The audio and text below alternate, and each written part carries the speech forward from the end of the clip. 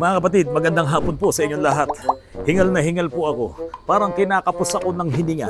Kasi nga po, dito po sa amin sa Antipolo, kami po ay may taas na 647 feet above sea level. Ang Tagaytay po ay may taas na 2,000 feet above sea level.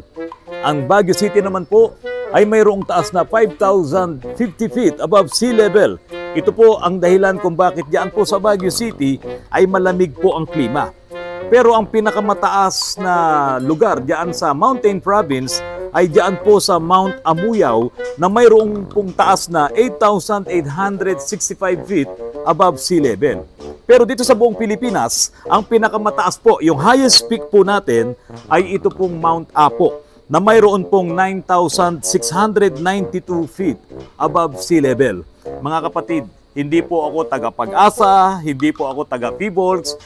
Baka mamaya sabihin nyo, yung mga naririnig nyo po sa akin ay hindi po dapat binabanggit ni Otto Ranz. Pero kaya lang naman po, isinama ko itong mga bagay na ito sa vlog ko. Mga kapatid, sino na po ang nakapagmaneho or madalas na nagpupunta dito sa mga lugar na binanggit ko? Sa Tagaytay, marami pong namamasyal dyan.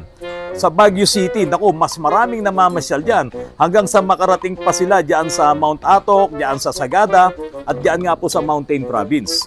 Pero syempre, malamang doon sa Mount Apo, wala pong pumupunta dyan sa Mindanao. Ngayon, ang tanong ko po sa inyo, kapag po kayo ay pumunta sa mga lugar na ito, mga kapatid, ano po ang nararamdaman ng sasakyan nyo? Hindi po kayo. Ano ang experience nyo? Ano ang performance ng inyong mga makina kapag po kayo ay umaakyat dito sa mga lugar po na yan? Mataas na po kasi yung mga lugar na yan. At yan po ang pag-uusapan natin ngayon dahil maging tayong mga tao, kapag ka po tayo ay umaakyat sa matataas na lugar, mayroon pong nababawas at iyon po ang dahilan kung bakit minsan tayo po ay nahihilo, nanlalata at nanghihina. Yan po ang pag-usapan natin ngayon, mga kapatid. Ang pagnipis ng oxygen kapag po ikaw ay bumabiyahe sa mga matataas na lugar po na yan. Mga kapatid, saktong-sakto po ito pong comment po ni Sir Mark Jason Barlin. Sir Otto Ranz, sana mapansin po, paano po kaya ito? Taga Baguio po ako. Avanza E 2025 model po. Nasa 1,000 kilometers pa lang po ang auto namin. Ano po kayang advice nyo sa amin para mapahaba buhay ng auto namin? Total, itong pag-uusapan natin ay yung mga performance or yung takbo ng inyong mga sasakyan kapag po kayo ay nandiyan sa mga matataas na lugar, katulad nga po ng Tagaytay, katulad ng Baguio City, at maging diyan sa Mountain Province. Ngayon, dito po sa Antipolo, ang taas po namin ay 647 feet lamang, hindi pa siya ganun kataas. Pero diyan sa parting Tanay, medyo mataas yan. Kaya pag pumupunta po kayo diyan, malamig na rin po ang klima diyan. Sir Mark Jason, una po sa lahat, talagang agrabyado ka po sa patagalan ng buhay diyan sa Baguio City.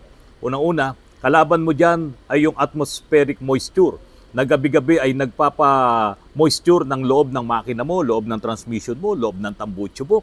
Kaya tuwing umaga kapag i-start po ang iyong Avanza na 2025, ay mayroong steam na usok na lalabas dyan sa tambucho. Yun po ay moisture. Ngayon, talo ka rin dyan sa palaging pagtaas ng RPM mo dahil kadalasan, puro paakyat yan. Kung meron mang pababa, naka-engine brake ka naman. So, bawat piga mo ng accelerator na mataas ang RPM mo, bagamat hindi rumirehistro yan sa iyong odometer, no? Hindi mo makikita na tumatakbo ang odometer mo pero umiikot naman ang makina mo, syempre, darating ang panahon, kaunti nga ang tinakbo ng sasakyan mo pero ang makina mo pala ay halos doble-doble na yung inikot niya. So, pagod ang iyong torque converter, pagod ang iyong mga clutch linings at ang pinakamatindi dyan kung CVT ang iyong transmission, medyo lugi ka po talaga dyan. Mahihirapan ang CVT transmission kapag po ikaw ay nandiyan sa Baguio City. Kaya kung lagi mong pinupuno ang 2025 mo na Avanza, baka hindi po talaga tumagal ang buhay ng transmission ng Avanza mo diyan po sa Baguio City. Pero kung manual transmission yan, walang problema. Laban po talaga ang mga manual transmission diyan po sa Baguio City. Sir Mark Jason, diyan po sa lugar nyo sa Baguio City na may elevation po na 5,050 feet. Malaki ang epekto nito sa performance po ng inyong mga makina. Dihado ang mga naturally aspirated engine sa mga matataas na lugar. Kasi nga po, nababawasan or minipis din po ang oxygen na dapat sana ay mahihigop ng inyong mga makina. Dito po sa amin sa Kapatagan, diyan sa baba, kasi dito sa Antipolo, kami po ay may taas din na 647 feet. Mayroon na rin pong nabawas doon na oxygen. Pero sa Kapatagan po, above sea level ay 14.7 po ang ating atmospheric pressure diyan. Yung oxygen po ngayon na nandiyan sa Baguio City at magkakaroon po yan ng epekto mismo sa compression din po ng inyong mga makina. Kaya kung ikaw ay mayroong naturally aspirated engine diyan po sa Baguio City, talo ka ng mga sasakyan na mga turbocharged ang kanilang mga makina. Malaki po ang epekto nito sa inyong mga makina, lalong-lalo na yung mga petrol engines na lumang-luma na yung kanilang mga makina, yung hindi pa ECU. Kasi itong mga naka-ECU, meron silang mga sensors, meron silang baro sensor, meron silang map sensor na nakakapag-adjust kahit na po sila ay nandiyan sa mga matataas na lugar. Pero siyempre, kung ang katapat mo ay itong mga turbocharged engine, lugi ka talaga dyan. Talo ka pagdating sa lakas ng makina. Kaya po kung hindi naka-computer ang inyong mga makina, dyan po sa mga lugar na yan, sa Baguio City, sa Tagaytay, dyan po sa Mountain Province, mararamdaman nyo talaga yung pagbabago ng lakas. Minsan, inaakala nyo nagkakaroon ng problema ang inyong sasakyan, lalong-lalo na kung hindi ka talaga taga-riyan. Yung mga taga-riyan ay nakasettings na sila dyan.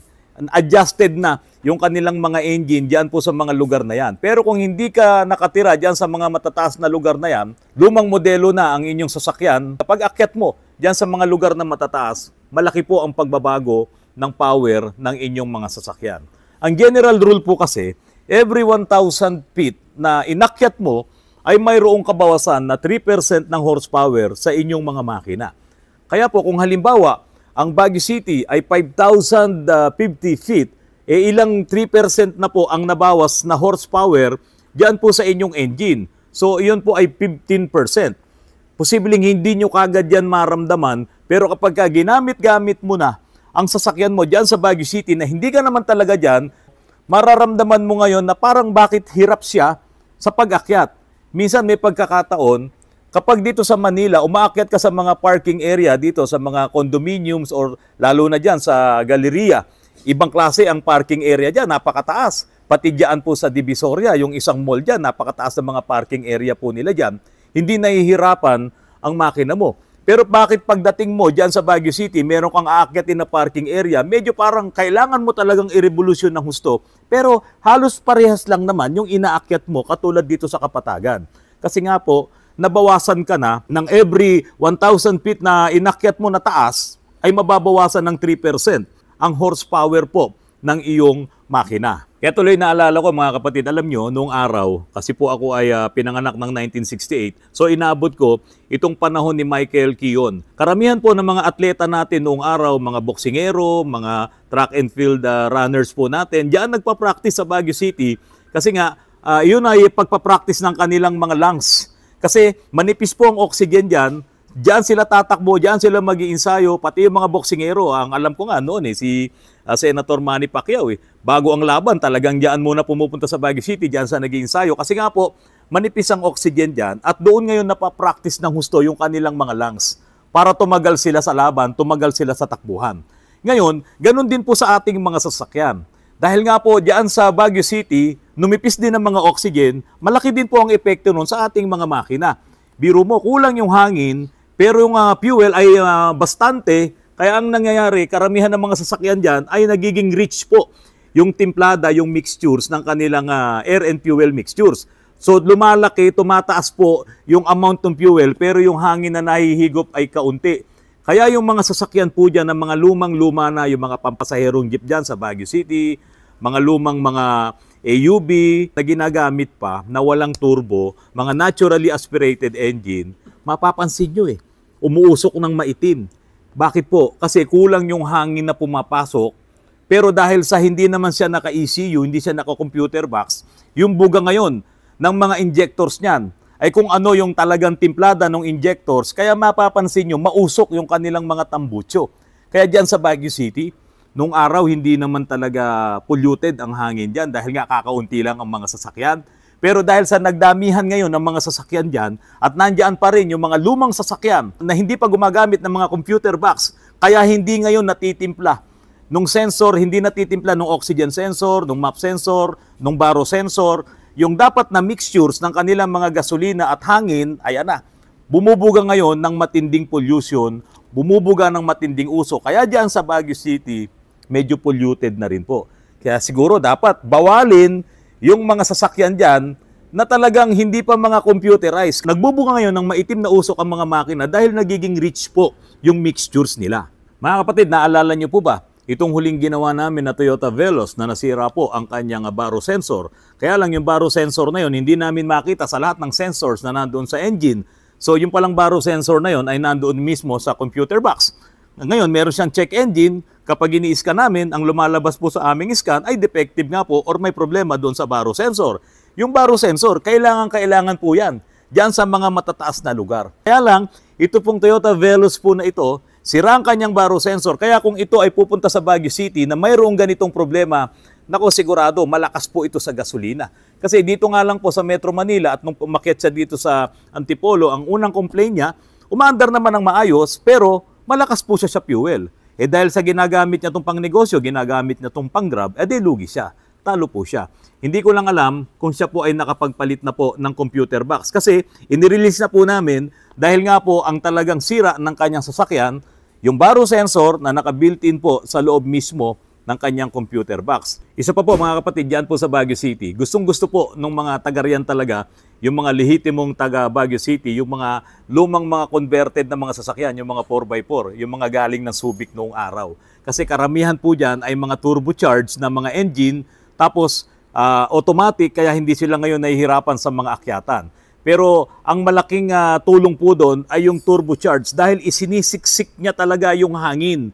Kasi po kung ikaw ay naturally aspirated, kung ano lang yung hangin na nasa labas, yung oxygen, yun lang ang hihigupin ng makina mo, lalong-lalo na sa mga diesel engine. Ngayon, kapag turbocharged ka, puwersahan yun. Force induction nga po ang tawag yan sa Ingles. So, isisiksik ngayon ng turbo yung hangin na yan at makukuha mo pa rin yung tamang mixtures. Kaya nga po dyan sa Baguio City, kung ang sasakyan mo dyan ay manual pa, hindi pa computerized, pero may turbo, kapag nasira ang turbo mo, sigurado uusok ng itim yan. Kasi sa halip na makapagbigay ng hangin itong turbo, makapag-force induction siya, humaharang pa siya ngayon, dahil sira na, humaharang pa siya doon sa paghigop ng makina nitong hangin na to. Kaso manipis nga ang oxygen doon, kaya po lalong nababawasan yung mahihigop niyang hangin at uusok na po yan ng maitim. Itong mga bagong sasakyan ngayon, itong mga modelong mga diesel engine, mga may turbo, yung mga Ford na yan, mga Toyota, no, yung mga naggagandahang mga sasakyan ngayon na mga diesel engine, kapag po yan ay umaakyat ng Baguio City, talagang ang lalakas ng mga makina na yan. Kasi gustong-gusto po ng makina ng mga diesel engine na nakaturbo, yung malamig na compressed air na napapasok doon sa loob ng makina. No, mas matabang-mataba, no? Nagiging condense po talaga yung hangin na nahihigop ng turbo at isinisiksik doon sa makina. Kaya diyan sa mga matataas na lugar na yan, ang laki po ng advantage nitong mga turbocharged engine, lalong-lalo na itong mga modelong sasakyan ngayon. Mayroong mga modelo ng sasakyan na nakaturbo din, pero mga manual, katulad ng mga lumang Pajero, na 45.6 engine, 4M40 engine, pati itong mga crosswind na yan na naka 4JA1 engine, mga lumang mga makina, hindi computerized, medyo talo din sila kung ibabase mo dito sa mga nagagandahang mga bagong sasakyan na turbocharged engine. Kasi diyan nga po sa Baguio City, ang talo mo diyan ay yung manipis na oxygen na kayang higupin ng makina mo. Kaya kung halimbawa, dito nga lang sa Kapatagan, lugi ka na itong mga sasakyan na nakaturbo nga pero hindi naman katulad nitong mga modernong mga sasakyan, aakyat ka pa dyan sa Baguio, kaya minsan lalong nahihirapan. Ito pong nakaraang araw mga kapatid, meron po akong isang customer po dito. Aakyat po siya sa Baguio. At ang sabi po niya, ano daw po ba yung magandang fuel para sa kanyang Toyota Corolla? Ipupull tank daw po niya ito para daw po lumakas ang kanyang makina. Sa totoo lang, hindi naman po kailangan na magkarga ka ng mataas na octane rating sa iyong sasakyan o yung gasolina na gagamitin mo kung ikaw ay pupunta diyan po sa matataas na lugar katulad nga po ng Baguio City. Mas hindi mo siya kailangan. Kapag ikaw po ay nandiyan na sa Baguio City na ikaw nga po ay nasa altitude na 5,050 feet, eh hindi mo kailangan ang mataas na octane rating. Useless po yun. Kahit sabihin mo pong high performance car ang sasakyan mo, pagdating mo dyan sa matataas na lugar, mababawasan po ang kompresyon ng inyong makina. At dahil po doon ay mababawasan nga po itong knocking, mababawasan po itong misfire. Yung octane ratings po, hindi po yan substance, hindi po yan chemicals na inilalagay sa gasolina. Ang octane ratings po, yun yung kanyang ratings para i-resist niya yung misfire. Para i-resist niya yung biglaang pagsabog, yung unwanted fire doon sa loob ng inyong cylinder. So dito sa Kapatagan, pwedeng mangyari yon dahil mataas ang compression mo. Pero once na umakyat ka dyan sa Baguio City, mababawasan ang oxygen na hihigupin ng naturally aspirated engine mo, kaya mawawala po yung mga misfires na yan. Sayang lang ang pera mo. Kung nandiyan ka sa Baguio City, sa Tagaytay, paikot-ikot ka dyan, ang kinakarga mo ay 95 octane, 97 octane, sayang po yan, useless po yan. Tandaan nyo po, kaya ka lang gagamit nitong matataas na octane ratings po na yan kung ang inyong engine ay mataas ang kompresyon at nagbubunga po yon ng misfire. Ang mahal-mahal ng per liter ng gasolina na mataas ang octane ratings pero hindi mo pala kailangan. Kaya pag akyat mo sa Baguio City, kung kotse ang dala-dala mo, mga sedan, 91 octane, okay na po yon. Sapat na yon. Sa ibang bansa nga, sa US, 85 lang po ang octane ratings nila diyan sa mga matataas na lugar, diyan po sa United States. Pero dito sa Pilipinas, 91 octane, sapat na po yon, magagamit nyo kapag po kayo ay nandiyan sa matataas na lugar. Kaya mga kapatid, huwag po kayong malilito. Kung pupunta kayo sa mga matataas na lugar, matataas ang altitude, diyan sa Baguio City, diyan sa Sagada, diyan sa Mountain Province, o sa lugar dito sa Isabela, dito sa Norte, pinag-uusapan natin. Ngayon, kung sa Mindanao, marami rin pong matataas na lugar dyan. Hindi nyo po kailangan ang mataas na octane ratings dyan. Useless po yun. Dahil nga po, every 1,000 feet na inaakyat nyo, 3% po ng inyong horsepower ay nababawasan. At dahil po doon, nababawasan din ng compression. At dahil sa nababawasan ng compression, yung early fire, yung misfires, yung mga knocking po na yan ay nawawala din. Kaya hindi mo kailangan ang matataas na octane ratings ng inyong mga gasolina. Pero kung talagang kayo ay taga dyan sa mga matataas na lugar na yan, mas bili nyo yung sasakyan na may turbo. Yung turbocharged po talaga. Pero wag na yung mga lumang modelo. Kasi baka mawalan din po yan ng silbi. Kasi nga po, manipis na nga yung ikakarga mo, ipo-force induction mo na hangin, tapos mahina pa yung turbo mo, baka lalong magkaroon ng problema. Kaya ito mga kapatid, dyan sa Baguio City, bawal po manigarilyo dyan. Pag nahuli ka ng mga polis dyan, ako, matindi ang multa. Bakit po? Kasi nga, ang hirap na nga huminga dyan, bawas na yung oxygen, manipis na, maninigarilyo ka pa. Kaya dyan po, mahigpit talaga na ipinagbabawal ang paninigarilyo. Ngayon, karamihan ng mga senior citizen, ayaw naman dyan talaga sa Baguio City magbakasyon eh. Bakit po? Ang hirap huminga. Lalo na kung may problema ka na rin sa paghinga or sa baga. Yung iba nga, yung mga merong emphysema, hindi mo talaga pwedeng pagtagalin sa mga matataas na lugar. Kailangan palaging may karga na oxygen sa tabi nila. Kaya po, ganun din ang epekto sa ating mga makina kapag ka po manipis ang oxygen, nahihigupin ng ating mga makina. Kaya para sa iyo po, Sir Mark, na nag-comment po sa aking vlog, si Sir Mark Jason, sa susunod po, nabibili ka ng sasakyan, dahil ikaw naman pala ay talagang taga Baguio City, bumili ka ng turbocharged na sasakyan para pakinabangan mo ng gusto diyan sa Baguio City. Ayun, patapos na po ako. Meron akong mga subscribers, customers po dito. Isang pamilya po sila. Linda po. Si Ate Linda, tapos si Kuya Manny, tapos yung kanilang anak, ito gusto niya bumili ng 15,000 Daraken Pinion eh. O saan po kayo nakatira? Pasig po. Sa Pasig. Sa Karangalan. Karangalan. O yun. Sila po yung mga subscribers ko po na hanggang ngayon ay tapos na ho ba yung inyong adventure? Okay na po ha. Wala na hong problema. Wala na yung maingay. So, ito yung mga durian. Sir Romar Delemios po na taga Davao City. Ginagawa po namin yung kanyang pwego po dito. Salamat po sa mga durian na pinadala nyo. Ito galing pa po yan ng Davao. At ito po yung durian candy. From Davao with love po, si Romar Delemios. Maraming salamat po. So ayan po mga kapatid, maraming salamat po sa patuloy na pagtangkilik nyo po sa aking channel. At kayo po, nanonood po ba kayo ng vlog ko?